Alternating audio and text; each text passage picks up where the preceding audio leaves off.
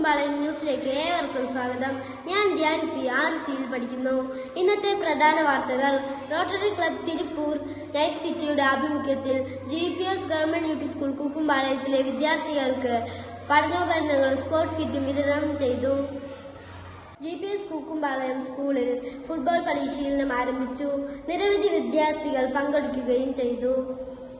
PTA general body യോഗം June 30 ചൊവ്വാഴ്ച ഉച്ചയ്ക്ക് 2 മണിക്ക് യോഗം ചേരുമെന്ന് പ്രധാന അധ്യാപിക പുഷ്പ ടീച്ചർ അറിയിച്ചു.